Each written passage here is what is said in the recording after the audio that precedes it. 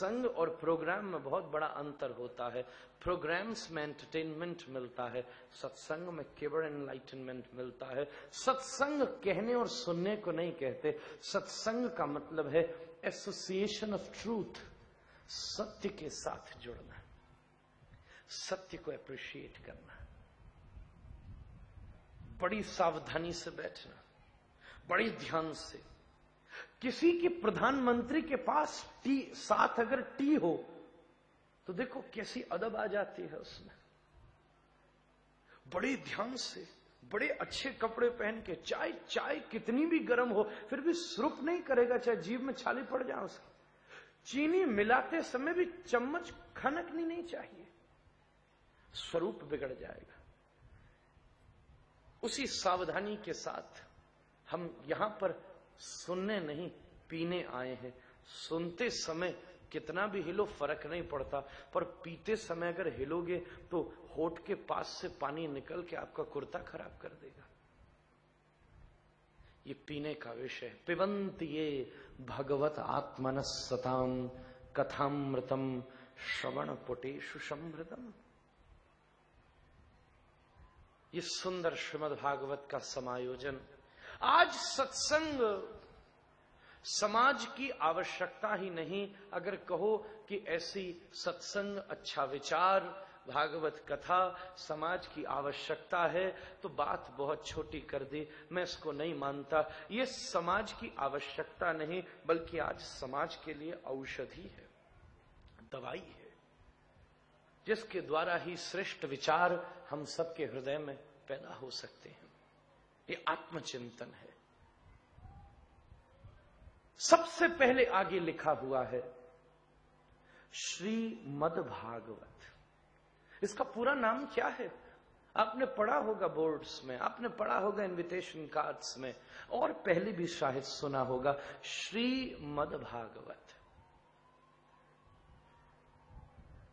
सबसे पहले क्या है? श्री। श्री का मतलब है श्रीमती राधा रानी। श्री का क्या मतलब है? लक्ष्मी जी, प्रिया जी, सीता जी। श्रेयतेति श्री, श्रावयेति श्री, शृणोति आश्रित जन दुखम इति श्री। 7 दिन भागवत की बात छोड़ो, अगर श्री की व्याख्या करने लगा तो 7 दिन कम पड़ जाएंगे।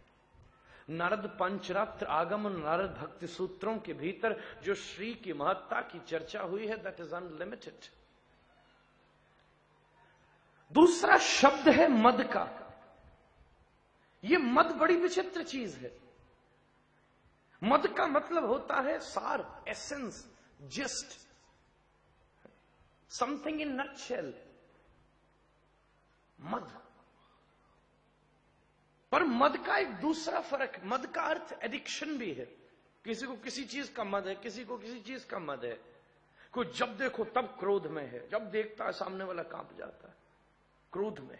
एक व्यक्ति ऐसा है जो देखता है तब काम में है। मुझे काश ये मेरे पास होता, काश ये मेरे पास होता, काश ये मेरे पास होता, काश मेरे को ये मिलता, काश ये मेरे पास होता। पैदल चलता व्यक्ति बड़ा सुखी था। पड़ोसी साइकिल में निकला, पैदल चलना दुर्जर हो गया। अब तो मजा तभी आया जब साइकिल हो। साइकिल लेकर के आया, उतनी देर में पड़ोसी मोटरसाइकिल लेके निकल गया। साइकिल बर्बाद हो गई, अब तो मोटरसाइकिल चाहिए। वो मोटरसाइकिल खरीद के ही ला रहा था, अभी तो गद्दी की थैली भी नहीं उतारी थी, चौराहे से ही निकला था कि पड़ोसी मारुति ले आया, वहीं गिरा दी उसने मोटरसाइकिल। बेकार, सुख इसका भी बेकार हुआ। वो जब तक मारुति लाया उसकी मर्सिडीज आ गई। जब तक वो मर्सिडीज तक पहुंचा तब वो उसी की छत से हेलीकॉप्टर लेके निकल गया। रोता रोता पैदा हुआ था, रोता रोता मर गया। इतना भी नहीं अचीव कर सका कि रोता पैदा हुआ था, मरने से पहले तो हंस लेता, उसके बाद भी रो रहा था। On the parent knees, a naked newborn child, crying thou, but all around thee smile. Live the life like that. At your final sleep, you must smile, but all around thee weep. William Jones बड़ी सुंदर बात लिखता है। हम पैदा हुए थे, रो रहे थे, कम से कम मरने से पहले इतना तो कर लो कि तुम हंस रहे हो और तुम्हारी याद में दुनिया रो रही हो। इतना तो कर लो। मद एडिक्शन, किसी को किसी चीज का है, किसी को किसी काम का, क्रोध का, लोभ का, मोह का, मात्सर्यता का, अनेक एडिक्शन है। छोटी छोटी सी चीजों के आदमी एडिक्शन पाल लेता है। सुबह सुबह उठा, न माता पिता को प्रणाम, न दुनिया को प्रणाम, न ठाकुर श्री को प्रणाम। सुबह सुबह उठते ही नमो देभ्यो चा देभ्यो तपेली गर्भ सम्मता। चा देभ्यो, चाय देवी की जय हो, तपेली गर्भ, चीन स्थानीय प्रवासिनी, चीन में रहने वाली। गीता का श्लोक है, सर्वस्य चाहम हृदय सन्निविष्टो। लोग कहते हैं, भगवान कहने सबके दिल में रहने वाली चाय भी मैं ही हूं। बड़े बड़े एडिक्शंस हैं। यह मद बड़ी खतरनाक चीज है। जब ये मद किसी वस्तु के ऊपर चढ़ती है तो उसे उन्मादनी बना देती है। जब ये मद चढ़ता है किसी हाथी के ऊपर और उस हाथी के गंड को विदीर्ण करके जब मद की धारा चुचाती है ना, और अगर वो किसी रस्सी से किसी पेड़ में बंधा हो ना, तो वो रस्सी को नहीं तोड़ता। रस्सी को तोड़ना भी अपना अपमान समझ लेता है, बल्कि वो रस्सी जिस पेड़ से बंधी है अपनी सूंड में उसी पेड़ को पकड़ के और उखाड़ करके एक और फेंक देता है। जब वस्तु के ऊपर मद चढ़ता है तो वो उन्मादनी हो जाती है। वेदांत में जीव को भी हाथी कहकर संबोधन किया। हाथी जो सदैव भूत में रहता है। हाँ, मेरे पास भी गाड़ी थी, मेरे पास भी बंगला था, हाथी हाथी, हाँ मेरे पास भी पत्नी थी, मेरे पास भी बच्चा था, हाथी हाथी करता रहता। और भूत के चिंतन में वर्तमान को बर्बाद कर देता है, आज को बर्बाद कर देता है। बाबू दफ्तर से आए, पत्नी ने बड़ा सुंदर भोजन लगाया, एक गस्सा मुंह में रखा, थाली उठा के फेंकी। दिन भर घर में बैठी रहती है तो उससे सुंदर भोजन भी नहीं बनता, इतना नमक ही नमक पड़ा हुआ है, थाली फेंकी।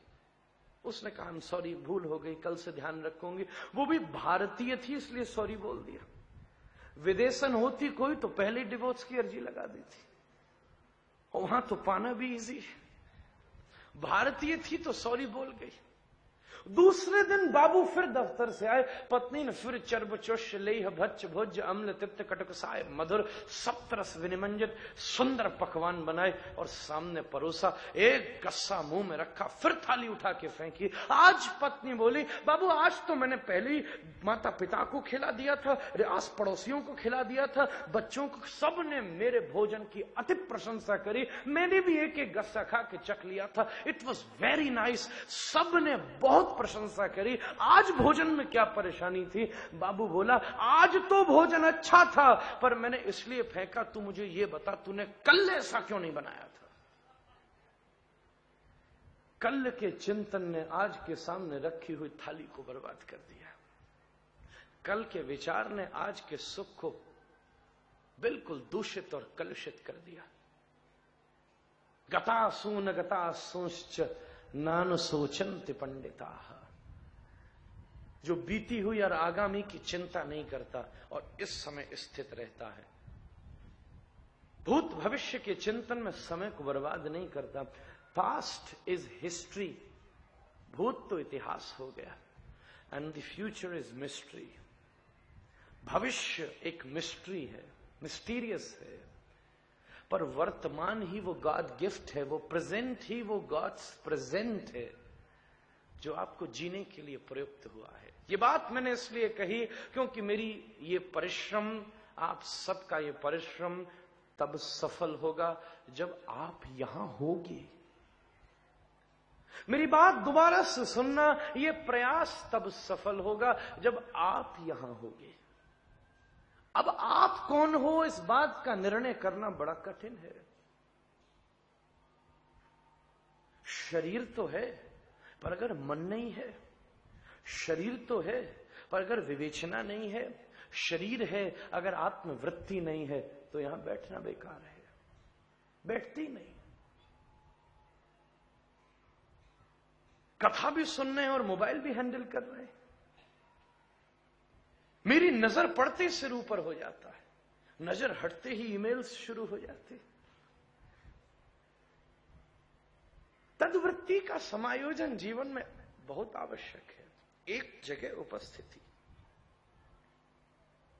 एक बहुत बड़ा इटालियन दार्शनिक हुआ समरसीवर मॉम, उसने बहुत गहरी बात कही।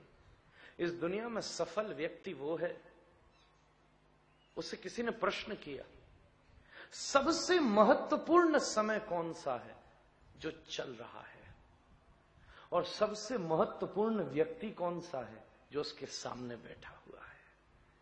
जो चल रहा है इससे महत्वपूर्ण टाइम नहीं है, और जो सामने बैठा है उससे महत्वपूर्ण व्यक्ति नहीं है। अगर इस दो चीजों को हम अपने जीवन में लागू कर लें तो सफलताएं चरणों के नीचे पड़ी होंगी। यहां का होकर श्रीमद् भागवत, ये भागवत क्या है? स्वामिनी जी का मद है महाराज, प्रिया जी का मद है, प्रिया जी की मौज है, श्री किशोरी जी की मौज है। जैसे कोई सेठ बहुत धन इकट्ठा करके और अपनी पत्नी अपनी सेठानी को दे, और सेठानी जी सारे के सारे अर्थ को लेकर के और तिजोरी में छुपा करके रखें, पर एक दिन क्या हो, सेठानी बाबरी हो जाए। महाराज ब्रज में कह में बाबरी हो गई। अगर सेठानी मदस्नुत हो गई तो क्या करेगी? सारी तिजोरी का माल उसने निकाला और अपनी छत पे अट्टालिका के ऊपर खड़े होकर के और माल पे माल लुटाना शुरू कर दिया। पन्ने हीरे माणिक लुटा रही है, हजारों की गड्डियां लुटा रही है, लोगों की भीड़ इकट्ठी हो गई। वाह वाह वाह वाह वाह वाह। जो बेचारा दिन भर परिश्रम करके 500 और 1000 कमा पाता था, आज उसकी गोदी में लाख की गड्डी पड़ी। जो बेचारा परिश्रम करके 50-60 हजार कमाता था, उसको 2-3 करोड़ का हार मिल गया। सब बड़ी प्रार्थना करने लगे, बोले ऐसी सेठानी रोज बाबरी हो तो काम करने की जरूरत ही ना पड़े, ऐसो ही सब काम है जाए हमारो पूरो, बार बार ऐसी अभिलाषा करे। ऐसे ही श्री ठाकुर श्री चतुर सेठ की तरह समस्त लीलाओं के धन को इकट्ठा करते हैं और अपनी स्वामिनी प्रिया जी को दे देते हैं। प्रिया जी उन समस्त लीलाओं के धन को अपनी हृदय की तिजोरी में स्थापित कर लेती हैं। परंतु जब कृष्ण प्रेम में उन्मादिनी होती हैं तब अपनी कृपा की अट्टालिका के ऊपर खड़े होकर के अपने हृदय की तिजोरी को खोल करके भीतर के जो अनंत लीलाओं के रत्नहार हैं वो लुटाना शुरू कर देती हैं। हम और तुम जैसे अपात्र पुरुष जो कथा के एक शब्द को भी सुनने की सामर्थ्य नहीं रख सकते, क्वालिफिकेशन और पात्रता नहीं रख सकते, आज 7 दिन तक पर्यंत श्रीमद् भागवत की कथा को श्रवण करने का अवसर प्राप्त कर रहे हैं। पात्रा पात्र विचारणम न कुरुते नश्वम परम वीक्षते देहादेय विमर्शको नहीं नवा काल प्रतीक्ष प्रभु। ये सुंदर रस कथा निमज्जन जो स्वरूप है श्रीमद। अगला शब्द है भागवत। भागवत की अनेकों व्याख्याएं हैं। भा शब्द कीर्ति वचनो ग शब्द ज्ञानवाचक सर्विष्ट वचनो वाश्च तो विस्तारस्य वाचक भातु सर्वेषु लोकेषु गीयते नारदादिभिः वर्तते सर्वशास्त्रेषु तरन्ति भवसागरात्। भा शब्द भा भारते भूषण भूतमेतत् गगम्यते विक्रमतस्तु विष्णु ववासुदेवो कृतयत् प्रकाशः तस्तारकः संसृति चक्रकूटः। कितनी व्याख्या करें? सीधी बात ले लो, भ का अर्थ होता है हृदय में उत्पन्न होने वाली भक्ति। ठाकुर श्री के चरणारविंद की भक्ति हमारे हृदय में हो।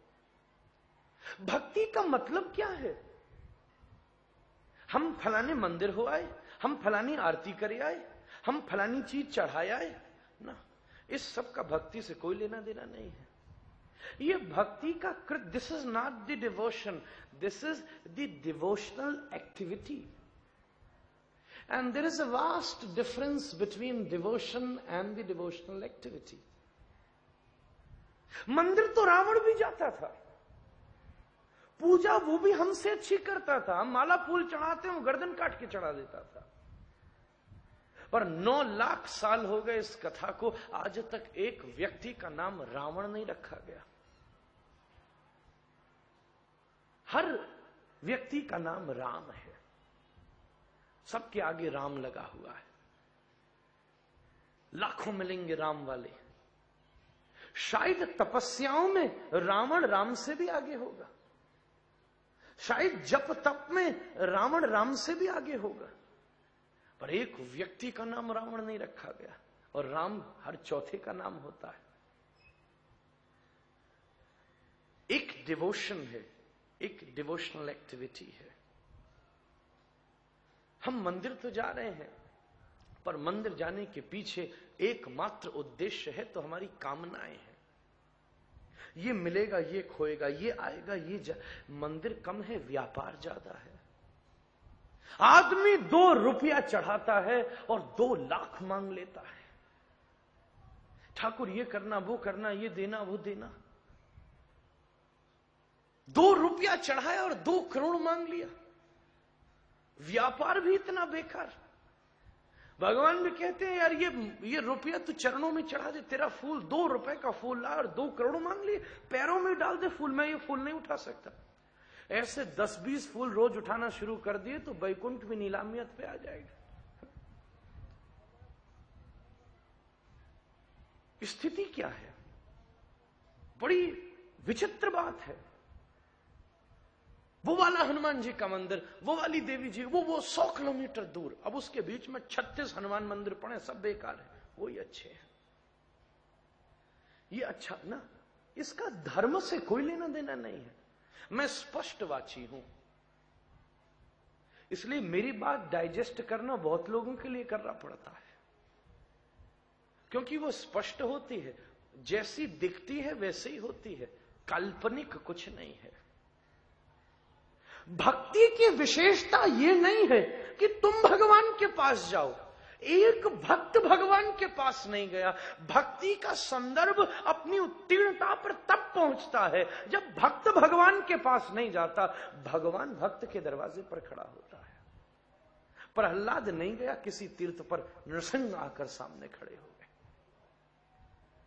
भक्ति का संदर्भ, भक्ति का मतलब लेना नहीं होता, देना होता है।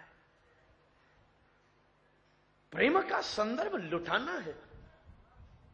आत्मेंद्रिय प्रीति इच्छा तारे बोली काम, कृष्णेंद्रिय प्रीति इच्छा तारे बोली प्रेम। चैतन्य चरितामृत में कविराज महानुभाव कहते हैं, मुझे क्या चाहिए ये विचार काम है, प्रिय को क्या चाहिए ये विचार प्रेम है। लव और लस्ट ये दोनों एक ही शब्द से, अक्षर से शुरू होते हैं, एल, पर इनमें बहुत बड़ा अंतर है। लस्ट है तुम मुझे क्या दे सकते हो, लव है मैं तुम्हें क्या दे सकता हूं, what I can offer you, मैं क्या प्रदान कर सकता हूं। पर हमारी हर प्रार्थना के पीछे, हमारी हर ऑफरिंग्स के पीछे कुछ न कुछ लेन और देन छुपी हुई है। ये मिले वो जाए, ये मिले वो जाए, हर प्रार्थना है। भक्त जनों के संकट स्वामी क्षण में दूर करे। यार इतिहास का एक भक्त नहीं है जिसके संकट दूर हुए, मुझे तो एक नहीं मिला। मीराबाई है तो जहर खा रही है, शक्कुबाई है तो गालियां खा रही है, क्राइस्ट है तो सूलियों पर चढ़ा दिया जा रहा है, बुद्ध और महावीर है तो जहर दे दिया जा रहा है। भक्ति का मतलब सुख और दुख से नहीं है, सुख दुख कुछ नहीं होता। इस दुनिया का कोई ऐसा स्थान नहीं है जहां दुख ना हो। दुखालयम अशाश्वतम, गीता में गोविंद कह रहे हैं। पर भक्ति दुख से मिटाए ना, ये तो स्वार्थ हो गया, दिस इज सेल्फिशनेस। पर भक्ति कहते किसको हैं? जो दुख के ताप से निवृत्त करे। फॉर एग्जाम्पल, माइक्रोवेव में जब पात्र रखते हो ना तो गर्म होता है, तो माता उस गर्म पात्र को निकालने के लिए हाथ में ग्लव पहन लेती है, जिससे वो गर्म भी है पर उसकी गर्माहट प्रतीत ही नहीं होती। ऐसे ही भक्ति जीवन में उस नियंत्रण को पैदा करती है कि दुख के कांटे लगे चले जाते हैं, उसके बाद भी भक्त उसके ऊपर से नाचता निकल जाता है। मीरा को जहर दिया, उसके बाद भी उसने एक लाइन में शिकायत नहीं करी। She never complained. एक भजन तुम्हारे पास है जिसमें उसने दिया हो, कृष्ण मैंने इतनी भक्ति करी तूने मुझे जहर दिया? एक लाइन है ऐसी? कहीं नहीं मिलेगी। लोग कहें मीरा भई बावरी, सास कहे कुल नाशीरे, पर मीरा को भीतर जाके देखा तो पग घुंघरू बांध मीरा नाची थे। कांटों के ऊपर भी वो नाच रही है, मुसीबत में भी वो हंस रही, तभी तो हंसी सिद्ध है। गुलामों पर तो हंसी हजारों दे देते हैं। इन महलों को वो बना पाए हैं जो कांटों से रास्ते निकाल पाए हैं। फूल धोखा है बस सुलाते हैं, रहमत तो कांटे हैं जो जगाते हैं। रहमत कांटा है जो जागृति देता है। भ से पहले नंबर का अक्षर है भक्त। भ का मतलब है भक्ति। भक्ति कहते किसको है? भावना को। Some emotions, some feelings, an explosion of emotions. और वो भावना का जन्म कब होता है? जब रिलेशन है। सामने वाली सड़क से if you walk and cross somebody, and if the person who is crossing you is unknown, then there would be no expressions, no feelings. उसके हाथ में कोई छोटी सी खरोंच लग जाए, और खरोंच है, कर लेगा, just a scratch.